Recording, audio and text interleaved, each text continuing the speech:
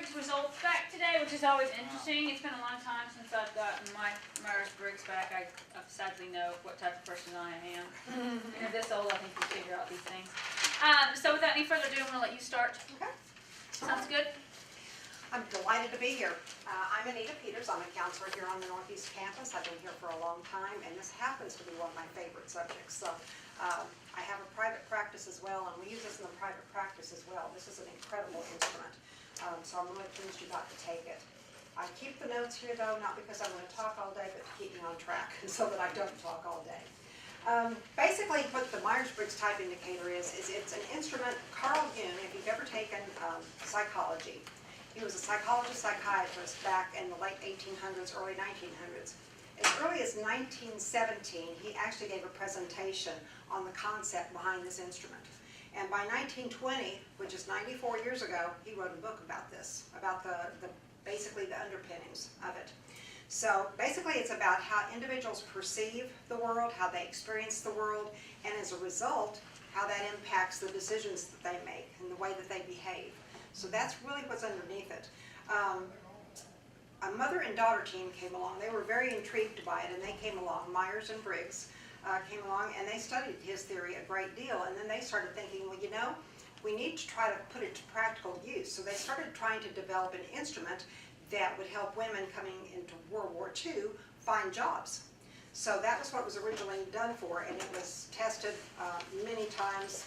I'll have to abbreviate some of this, but bottom line is, this instrument has been subjected to over 60 years worth of research. It's not a cutesy little instrument.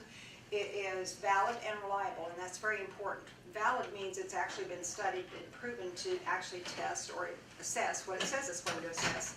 And the reliability says that if you were to take this test again, if you were fairly relaxed the first time when you did it, that you'd essentially get the same results. So those are very important when you're talking about a psychological instrument.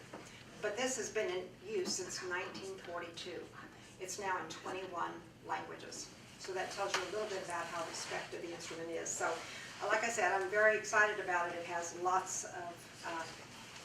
of uses. So basically the premise behind it is that all of our personalities have four major components, okay? Think of it that way. And that those components can be separated out into sets of opposites. So what the instrument was doing as you were answering the question, it was measuring which preference you tended to gravitate toward. So what we want to know, let me start on this board, glasses here. What we want to know is, are you more of an extrovert, for instance, or are you more of an introvert? And you have this continuum. Now, if you're a really, really strong, extroverted, influenced person, you're going to be toward this side of the graph. If you're more of an introvert, you would be over here, and if you're kind of in the middle, you're going to be right there.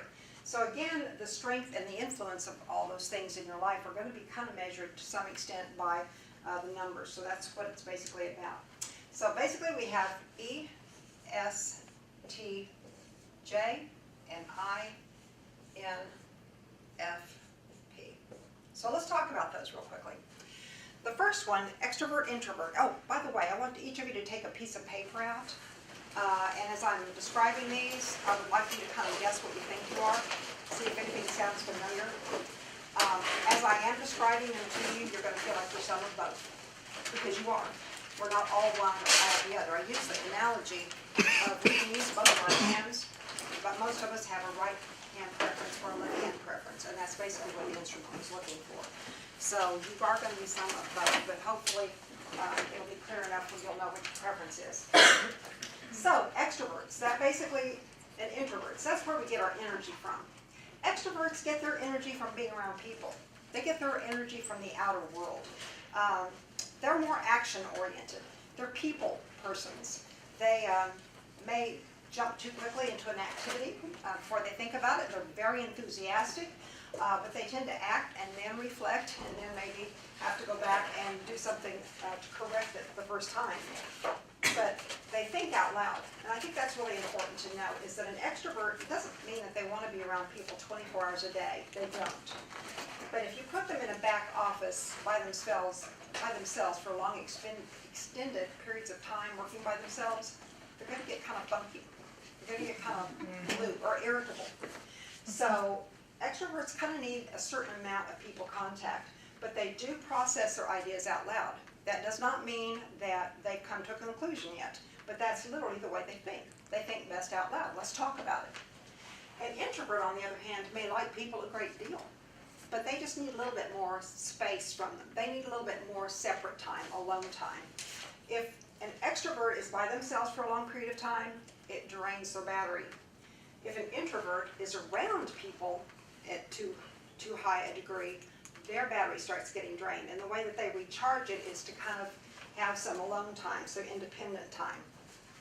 An introvert is a person who tends to spend more time in their inner world of thoughts, feelings.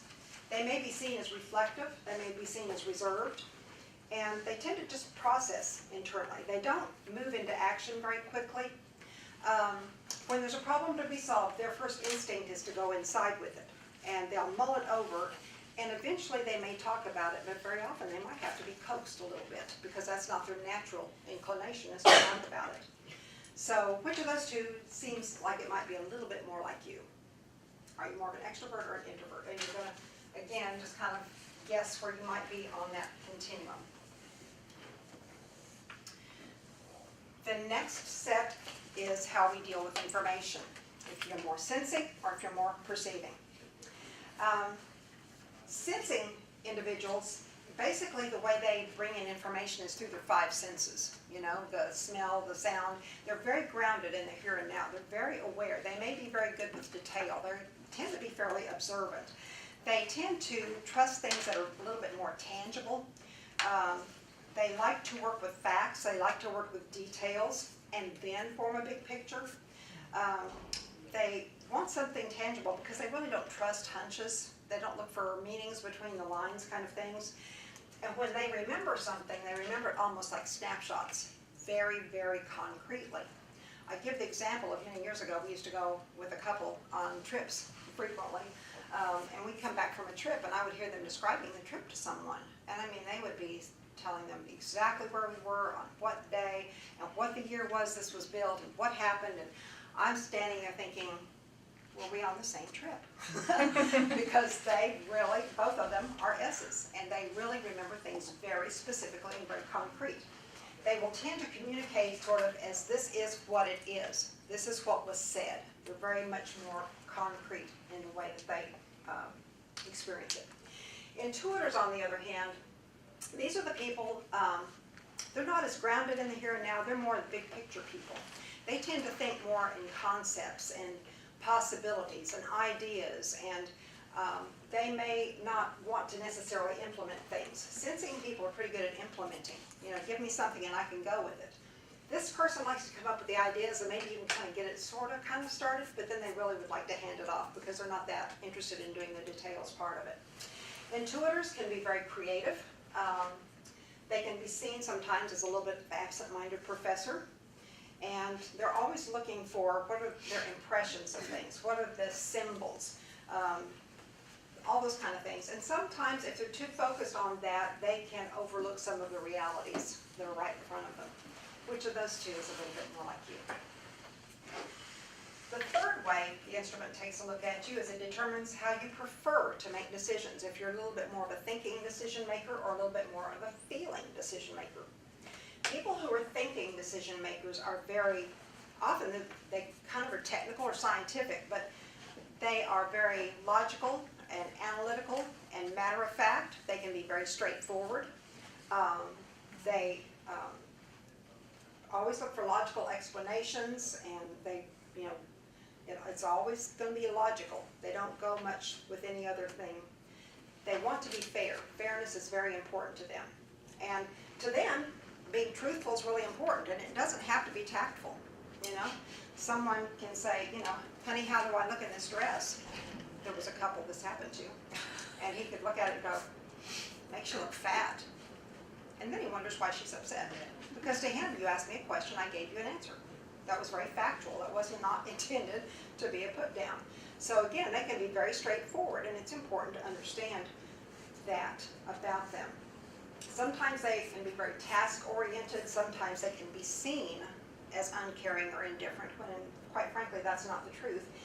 And they're really good this is something they get misunderstood about. They're very good at seeing inconsistencies. They can look at something and find the thing or see the thing that really doesn't match, that's incongruent. So sometimes people can see that as being critical. That's not it at all. They are simply good at being able to spot those inconsistencies. Feeling decision makers, on the other hand, may have an awareness of the facts, but their first instinct is to consider, how's this going to affect relationships? How is this going to affect morale? How is this going to impact people overall? They're very much geared wanting harmony. They want people to be in a good place. They want harmony. These folks, the thinkers, they don't mind disagreeing at all. In fact, they can go into, a committee meeting and kind of go head to head with someone, and at the end of the meeting say, great meeting. This person has a stomachache because they don't like the disharmony. They don't like that. These folks are comfortable with it. So feelers really like harmony. So what that means is sometimes they will almost even try to avoid anything that looks like conflict. They are very geared toward being tactful. Now, I want to be truthful with you, but I want to wrap it in such a way that it's tactful. Well, these folks over here see that as, just get to the point. You're dancing around it. Just get to the point. These people are trying to repackage it in such a way where they believe that it will be heard more clearly. Sometimes they can miss seeing the hard truth of things. They're kind of, people will call them touchy-feely, but sometimes they're so concerned with the people aspect of it and the tactfulness and all of that, that they may neglect to give equal time to just the plain hard facts of it.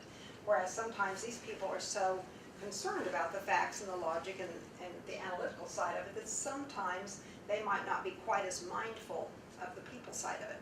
Which of those do you can identify a little bit more with? The last way the instrument takes to look at you is how you prefer to structure your world.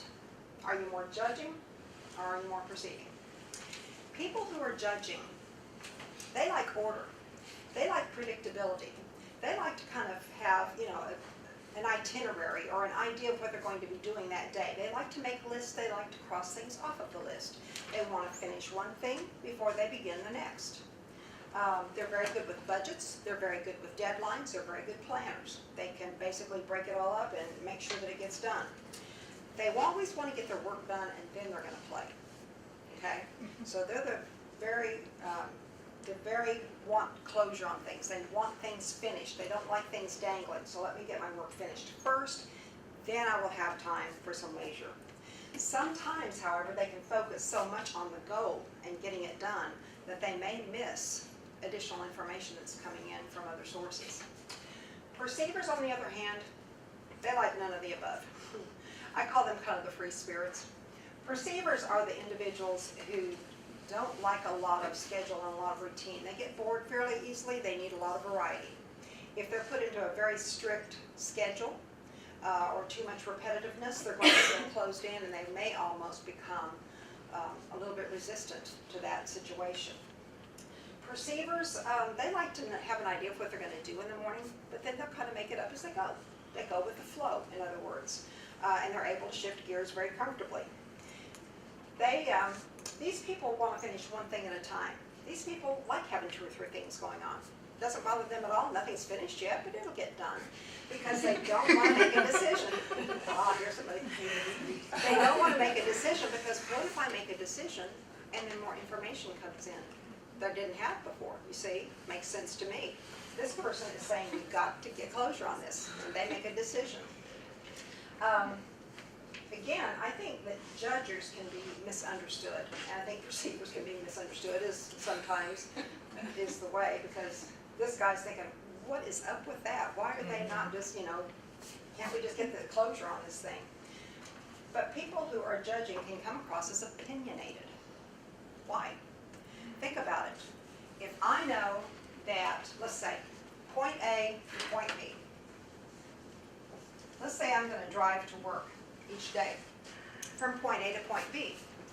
Now, if I'm a judging person, my tendency may be is I'm going to think about what's the shortest route, what's the least traffic, what's the most effective, what's the most efficient, where can I drop something by. But most of the time, I may go pretty much the same way each time. I don't have to think about it. See, I have made the decision and now I don't have to think about it anymore. I can think about something else. Makes sense to me.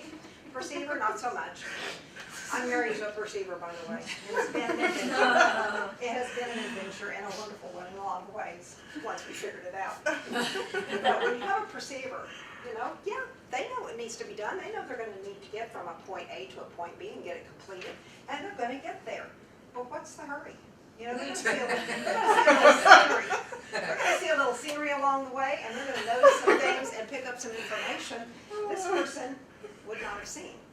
It's been, you know, there have been many evenings when we'd be in the car and I'd say, babe, where are we going? He'd say, well, we're going to thus and such restaurant. And I'd say, really? How did you know to come this way? Because it wouldn't have occurred to me.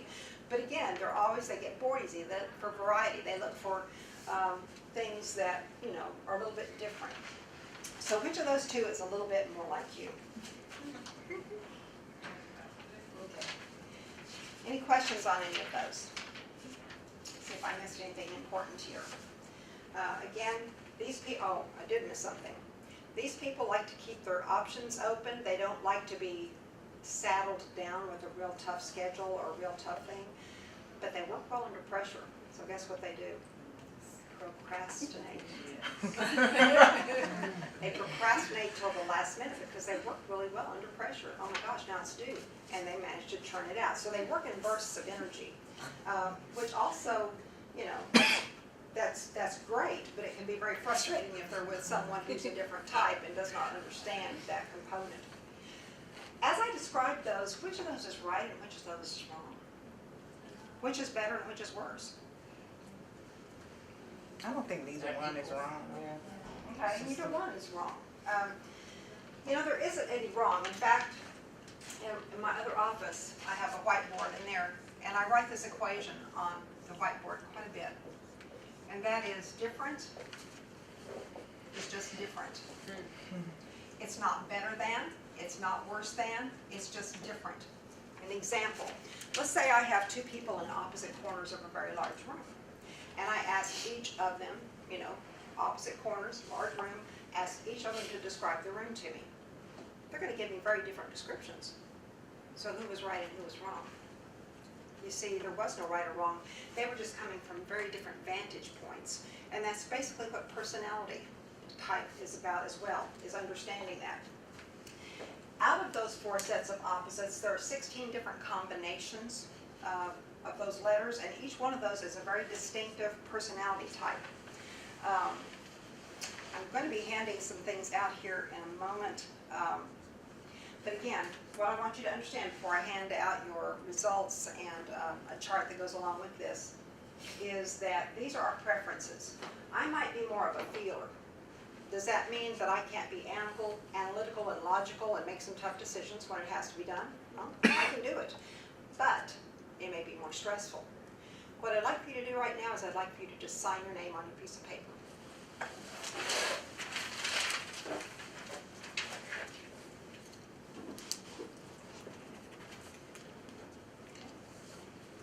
Now then, I want you to put your writing instrument in the other hand, and I want you to sign your name with your non-dominant hand. I usually get that.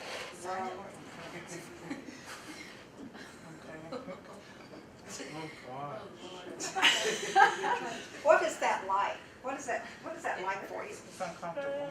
It's uncomfortable. It makes me feel like I'm out of my comfort zone. You're out of your comfort zone. I'm sorry? I feel like I'm in first grade. You feel like first grade. Learning to write again. Again, you know what? If you lost, for whatever reason, if you lost the use of your dominant hand, over time, you would become much more proficient with that non-dominant hand. We know that that occurs because people who have been in those instances learn to compensate and compensate quite effectively. However, most of the time, I may be more of a feeler, but if I'm in a position where I'm always having to make those hard and fast decisions sometimes, that may be more stressful for me. I can do it. I can do it. We can always act out of the other side. It just takes more concentration. It takes more deliberacy about it. It doesn't come as automatically to us. And so that can be a little bit more exhausting for us. So basically, those can give us a broader perspective, greater understanding, increased effectiveness. You're going to pass these out, I think? Okay, please. And then I'm going to pass around this chart. And what I'm going to want you to write on the top of this chart, it's the 16 types chart. I want you to write pure type description. Pure type description. At the top. Uh-huh. Okay, now then, look at your results once you've done that, and see how close you were in guessing your type. We're always supposed to write pure type. Pure type description.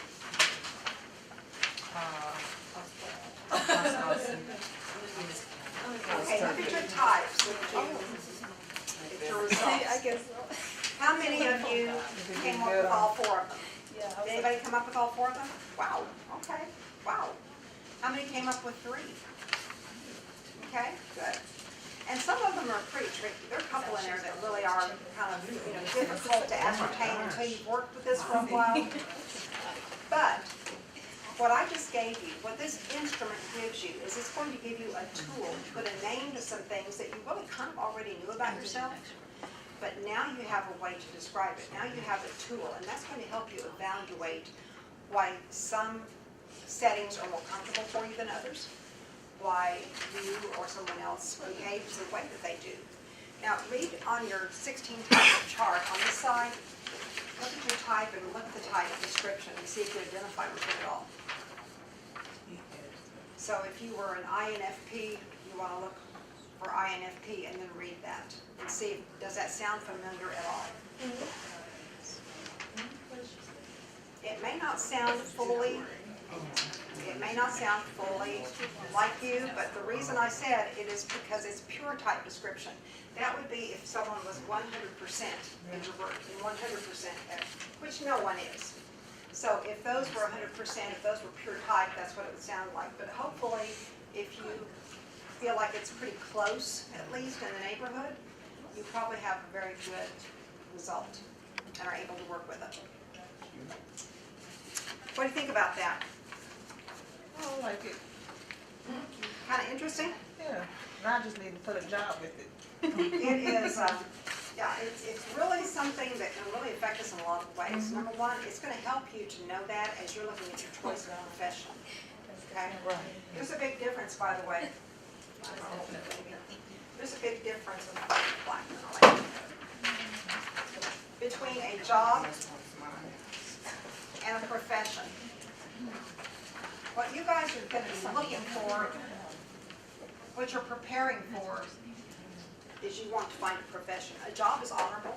You go there 8 to 5 or whatever hours you are, you clock in, you clock out, you get your check, you pay your bills, and it's honorable. It may not be that enjoyable. It may not be much fun. I have a question. What if I disagree with mine? What if I see that's a lot more like me? Find one that does look more like you, and you want to take a look at that, absolutely. Absolutely, that's why I have to read that. Seriously. Because on that given day, you may have answered in such a way. No, seriously. Because there's one that's exactly like That is I feel bad. The job is honorable, and it's, like I said, it pays the bills. But a profession, hello, the profession is something totally different. A profession is what I really hope for every one of you. Because if you have a profession, you profess who and what you're about, like what you do. And you never dread Monday mornings. And you are always amazed when it's Friday. And you enjoy your work. You're thinking of ways to increase or do something different or be creative in it. It's fun. And I think fun is a very underrated word. But a profession is very different, and that's what I hope for you. And you can use this to help you identify perhaps a good fit of jobs and professions. And there are lots of resources out there. In fact, one of them, I forgot to bring the book with me. It's called Do What You Are. It's a little paperback book. And it goes into all these types in some detail.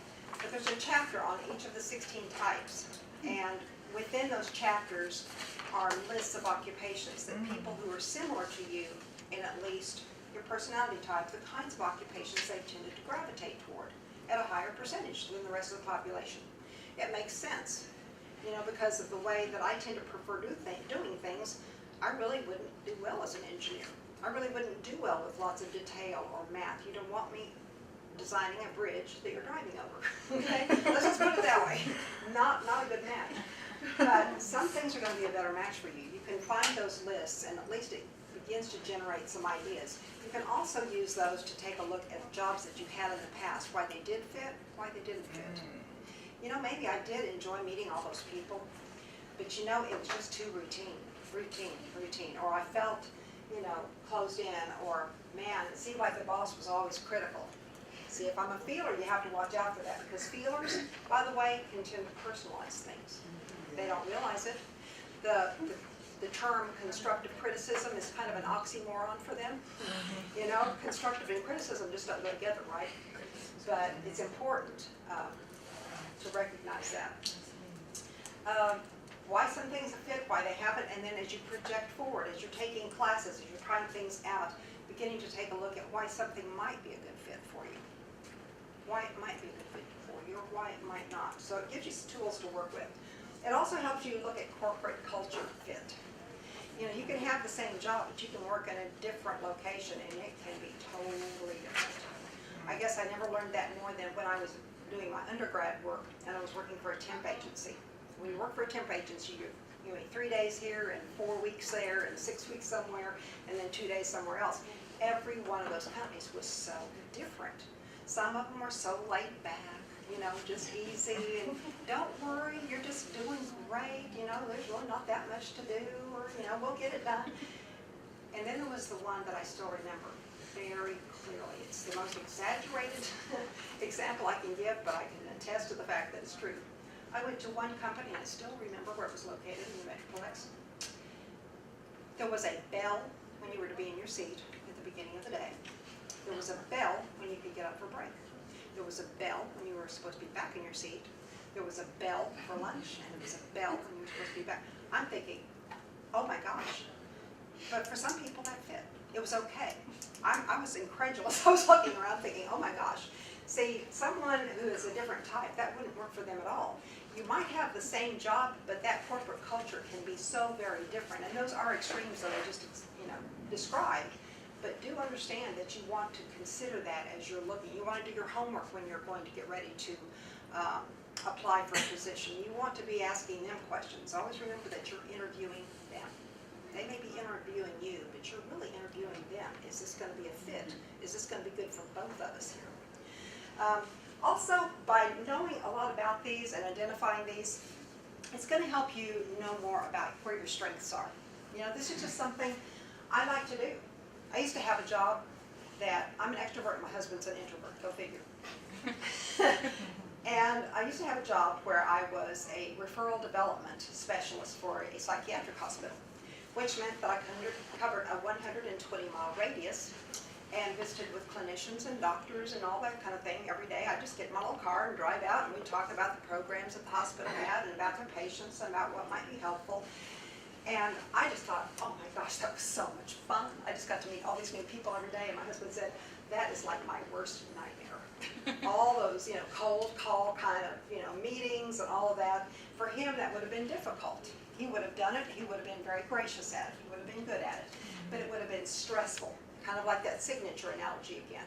You can do a lot of things, but is it comfortable for you? Does it come more naturally? If you're able to find something that comes more naturally, that's what you want to do. Also, it's going to help you take a look and get a name for the things where maybe you aren't as strong, because we all have areas that we know we're not strong, okay? Some of us are the bigger picture people. Well, that's why those people are across the hall from me upstairs. Those ones that keep track of everything and are very good with details, they're excellent. But we want to find ways to compensate for those areas that we aren't as strong in. So, again, it's a very powerful instrument. It can help you maximize the gifts of people that you work with or work for, that work for you. Let's say that you go into some kind of a management type of position. then if you have a really good working knowledge of this, you can kind of take that job and you can customize it enough where it fits the way that person likes to do, how they like to be, which means the work's going to get done, but they're going to be happier. It's going to be a better fit, and they are going to be much more productive in all likelihood. It's also, if we're able to do that over a manager, we're able to look at people and kind of highlight their strengths, and it increases the teamwork. You know, yeah, you're really good at this and you're really good at that, and so it can really increase teamwork. Which of those, when you look at those 4 sets of opposites, tell me, which of those would you want on a committee? Let's say there's a really big project and it's going to be due in 6 weeks, and the boss says, okay, here's the project. You got to put the committee together and we're going to need this thing done. Which of those would you want on your committee? Judging. Pardon? Probably someone who's judging, someone who's Some of the judging, Thinking. okay, Thinking. because sensing. sensing, Thinking. both of them? Yeah, when you stop and think about it, those answers are all correct, but really some of all of them. The extrovert is the person who can be the out front person. They like to meet people, they like to market, they can be out there, they can do public speaking, they're happy to do that. The introvert is very happy to work behind the scenes and do what needs to be done. They're also going to be, sometimes when this person can be very enthusiastic and let's go, the introvert is very thoughtful and sometimes can be a very good balance for that as well. Sensing people, you want people who are good with details, who are able to make sure that there's enough logic and enough substance there to support something, but you also want someone who comes up with the concepts and the ideas and are creative. You want someone who is good with data and facts. You know, the thinking decision makers, a lot of times we call that kind of an executive function of sorts. Because you think about it, when there's a problem to be solved, their first instinct is they gather facts. They look for cause and effect. They make a decision, and here are the reasons why. 1, 2, 3, 4. Well, that's good in a work environment when you're going to be reporting to an administrator. So you definitely want someone who has a grasp of that and can do that well. But you also want someone on that committee who's going to be considering how it's going to impact people, whether it be customers or coworkers or morale or whatever it may be, because that's really an important component. You want somebody who's great with, you know, deadlines, budgets, getting things done. You know, there's going to be closure on it. It will get done. But you also want someone who is able to observe and be open to new things that may be developing along the way that maybe this person hasn't yet noticed. And think about it. If you have a committee and you know things are going along just fine, and all of a sudden there is some kind of crisis, there's a real problem, that's when these people shine. Because they are so flexible, they can shift gears and they can go take care of that, and it's when they do some of their best work. They're working under pressure and they're able to shift gears quickly. This person could do it as well, the judging person. It would be a little more stressful for them, because I really would have preferred to finish this before I got into that, and I really was kind of getting things out of order, and it's a little uncomfortable. So the answer is all of the above, actually. All of them have strengths, and I think that's, again, a really important thing to be able to recognize. It also, understanding these can be very important in conflict resolution, believe it or not. Tell people all the time, you know, if you can understand this, it's going to go a long way toward being able to communicate more effectively with people who are different than you.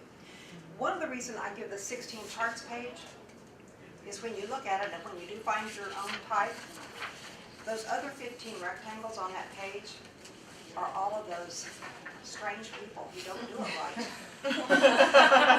Don't all of us assume our way is kind of the right way? You know, it makes sense to us. It's really important to recognize that. So being able to understand that we have, if the more we understand it, the better we can do the conflict resolution. Let's say that we have an extrovert and an introvert. Let's say I have a couple, an extrovert and an introvert, and they are having a conflict problem. What's the extrovert want to do? Talk it out. We got to talk about this. We got to talk about this. What's the introvert going? Leave me alone. Yeah, Leave me alone. I don't want to talk yet. that's my husband. I don't want to talk. So what does the extrovert This then one. do? Then the extrovert says, no, we've got to talk about this. Then the introvert says, I told you I'm not ready. Now we can if I have mastered this concept, if I'm an extrovert, I may say, you know what? I'm really going to need to talk about this. We do. We're going to need to talk through this. But you know what? I know that you need time to kind of incubate with it and ponder it for a while. So how about if we talk about this in the morning at 10? Now, the reason that little piece is important is because these people might not ever really get around to it. They tend to stay inside, so they have to be encouraged. But what that does is it's recognizing differences and it's respecting both. I want to respect your needs, but I also want to respect my needs. And that way, we can approach it very differently. And again, in grasping all of those, in conflict resolution, we're going to be able to work more toward resolving the problem instead of seeing each other as a problem. If we can understand where that other person's coming from, then we're more likely to be successful in doing that. Better working relationships definitely can add to better working relationships. Appreciating everybody's gifts. You know, we have some incredibly talented people in my department, and I'm just delighted to be able to work with all of them. We have a whole lot of advisors. I've lost count. There are 3 of us that are full-time counselors. But every single person in that department has different gifts, and I'm just really, appreciative of those. Being able to understand those, being able, if you're a manager, to be able to highlight those, and it really increases teamwork. We've got a really great team, probably the best team since I've been here in 18 years. So it's about being able to do that and pull the best out of people. It's much more conducive to productivity, and instead of being flexible, instead of being rigid where one size has to fit all, if I'm familiar with this, again, I'm able to be a little bit more flexible in the way that I design something. I'll give you an example. Many years ago, when I was in graduate school, one of the jobs that I had at that point was with a health education corporation. The Health Education Corporation, they did a broad spectrum of things. They made anatomical teaching aids, they made models, they made promotional items, they made health education materials, they published books, they did all kinds of things. Well, you think about that, there's always going to be a team of artists involved in that because they're going to be designing the product, they're going to be designing the packaging, they're going to be designing the book covers, they're going to, there's a whole lot of artistry involved in all of that. Morale was just the pits. It was really going down. It was not good at all.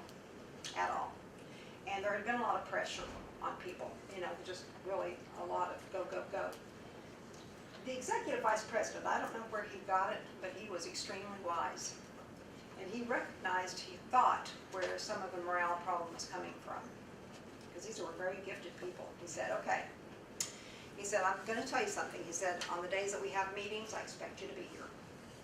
I want you here, and when I have something due, I want it on my desk that day. That's not negotiable. But you know what? You have keys. You want to come in at 2 in the morning and do it? It's fine. You want to do it the night before? It's fine. Just make sure it's on my desk, or make sure. It was like you had opened up, taken this door and opened it up for these people, and the morale went up and the productivity went up. You see, understanding that instead of just pressing down on people all the more, and you're not being cooperative, and you're not being a team player, what's wrong with you? To be able to understand that, most artists are very perceiving. They just are. They're creative, they think differently, they're NPs a lot of times. But they just do things differently, but they will get it done. So, as my daughters would say, I say, so what is the so what factor? I always think any lesson needs a so what. What is this going to mean to me? Or as my daughters would say, and the point is what? The point is, if you stop and think about it, every single business that you're ever going to be in is a people business. Because savvy managers are going to know that.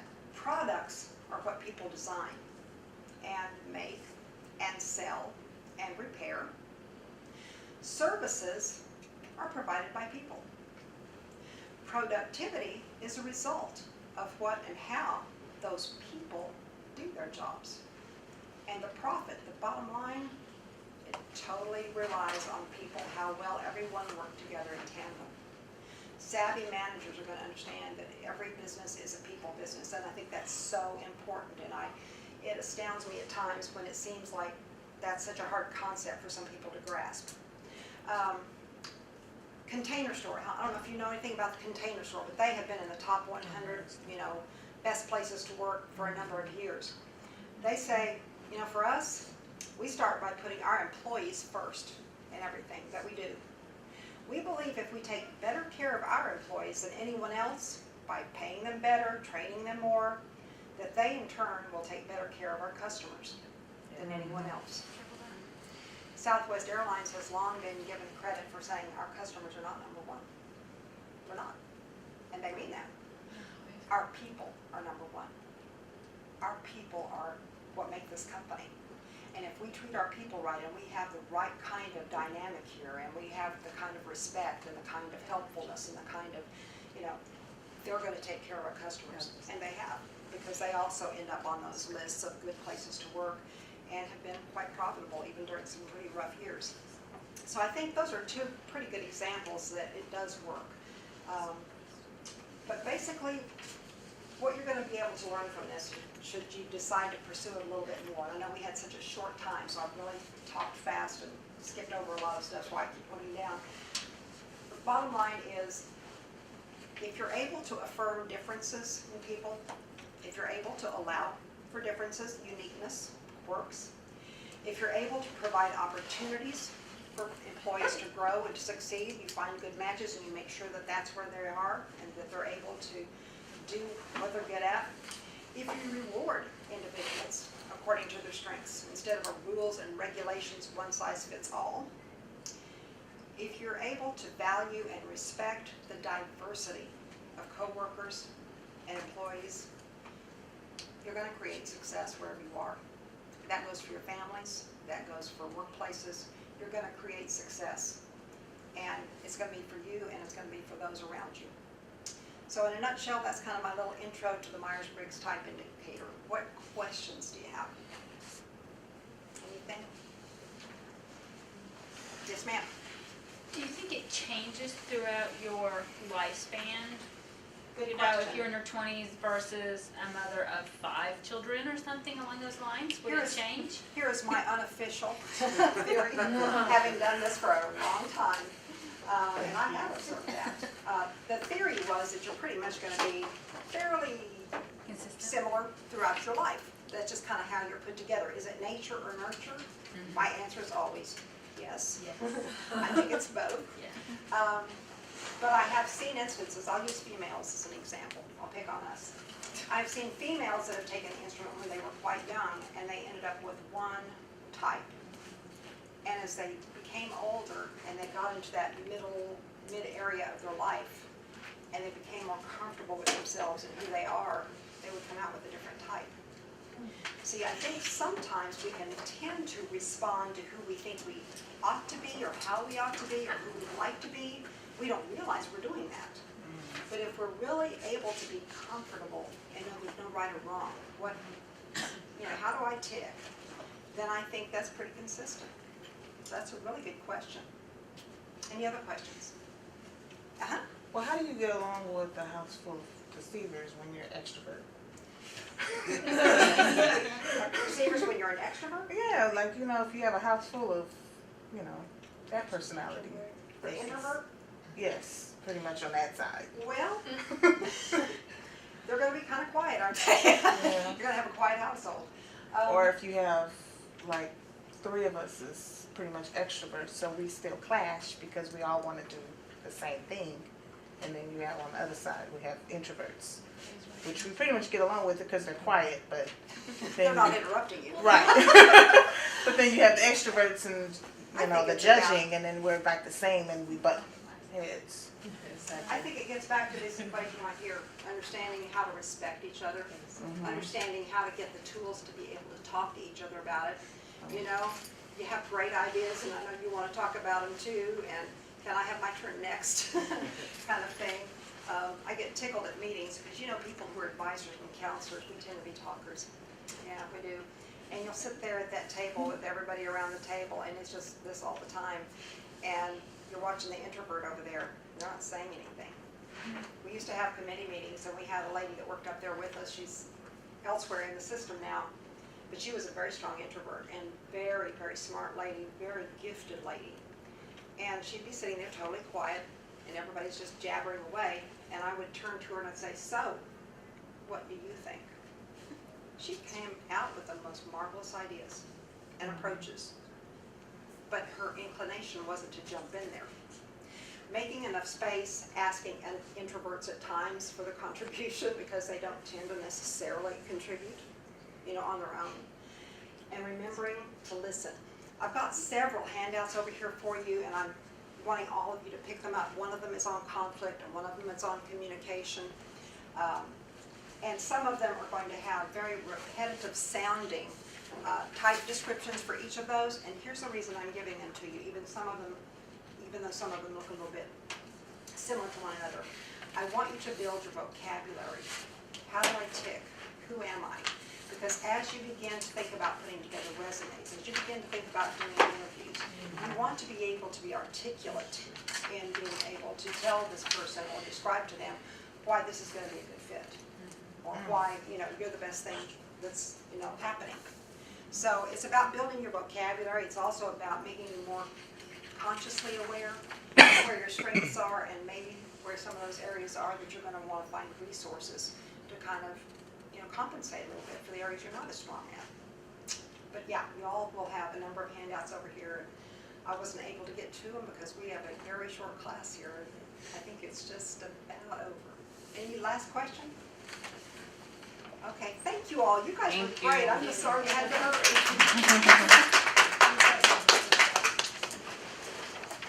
What I point out on this one,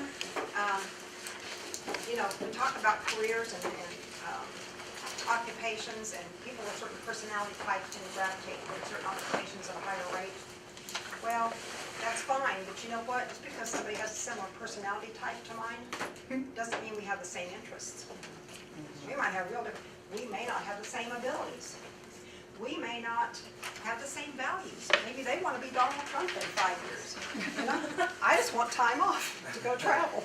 There's no right or wrong with any of these, but do remember that as you're looking at a career, you want to consider all of those components.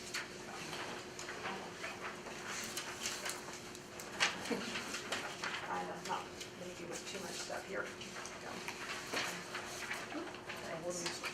And then on the other side are some career websites. The one at the top I think is interesting. What can I do with a major in? And you can click on math, you can click on psychology, you can click on any topic. And it will at least get you brainstorming because it'll give you lists of occupations that people with those degrees tend to go into at a very high rate. And then the next one is the Occupational Outlook Handbook. And that's the website that's put out by our government. It's continually updated. Every occupation in the United States is represented in that website. It is huge. So it will tell you what do these people actually do, what is the nature of the work, where do they work, what kind of environment, what is the job outlook in 5 years or 10 years? Is it still going to be there? Is it going to be lucrative? What is, how much education is going to be required? Is there going to have to be a certification or licensure? What is the average pay? And this is the part where I would say caution, because even if you look geographic specific, those pay scales, those average pay scales that they give are typically low. But then they will give you another paragraph that says, you know what, if this wasn't exactly a good match for you, here's some other things you might want to consider. So again, it's kind of a way to branch out and begin to brainstorm and look and consider and think and have some fun with it. Thank you all again very much.